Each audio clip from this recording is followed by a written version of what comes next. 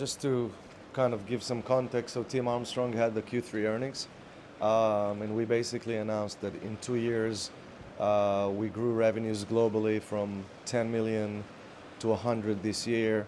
It's a steep climb, and I think we're going to see the same amount of momentum in 2013. We're not seeing anything stalling from our end. We're extremely proud. I think it's a big achievement for the whole company. I think Tim Armstrong identified the video space as strategic 2 to 3 years ago. 2 acquisitions, 5 million that I was leading, and then Goviral, which is doing a great work in Europe, syndicating branded entertainment, and we're going to see more announcement on how we merge the 2 products globally in the near future. And really, what we did, I think, really nicely in the last 2 years is that we were able to scale premium content. It's easier, and we've seen it in the past, to scale through ad networks and create a lot of inventory for advertisers. It's not easy, but we've seen some destinations scaling with UGC. And really the sweet spot that I think everyone is fighting for is how can you scale premium content to a place where you create $100 million business and potentially $1 billion in revenues business. And that's where we're heading. So we were very proud to kind of announce that it's working. I think it was well received across the industry and beyond. And the main question people are asking us is, how do you really grew so fast, and with what tools?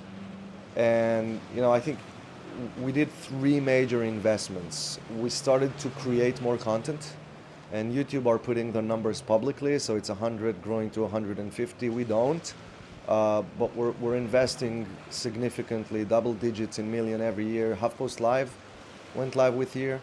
It's a major investment in, like, compared to TV, it's still a very small disruptive project, but on the video space, I think it's a pretty interesting investment in live, which is not that developed, and then in news. And then the second thing we're investing is creating real original series for AOL. I think we're going to invest much more next year, and we're going to talk about it in the new front and maybe beforehand. So we're very serious about creating originals in variety of ways, but we want to kind of innovate more on the formats. And I really think that the big obstacle for all of us, YouTube, MSN, Yahoo, Hulu, etc., is really to be perceived as the next TV companies, which I think we are. So I think we kind of showed numbers that put us there in terms of scale, and now we need to show some hits, and the industry needs its own Mad Men, as a lot of people say. So we do that, and then we significantly increased curation, which we're big believers from day one, and we're seeing kind of a tipping point from a content standpoint, and people are bringing content our way in scale. We have a very nice announcement to make in a few weeks. Martha Stewart has joined recently, a lot of TV companies has joined, and we kind of feel that most of the traditional content suppliers, which never really understood syndication in scale, are coming with their content to us, to a point that we have not only a big library of more than 500,000 videos, and the library has doubled in the last 18 months.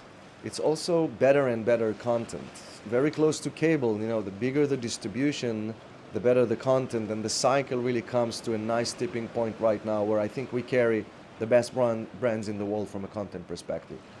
And then distribution, of course, because AOL, Yahoo, MSN, ESPN, NBC, CBS, from what I see in the market, they all have a glass ceiling in their own properties and on an operated side. So they're growing. You see a lot of people investing in growing the way they combine video in their sites. So we're seeing increase in video views because people optimize better, they do more recommendations and stuff, but still they don't grow the traffic from a media perspective, therefore there's a glass ceiling. And I think AOL, by buying 5 million and Goviral and some other stuff we did, is really betting on helping everyone in the ecosystem to get bigger, and by that get bigger.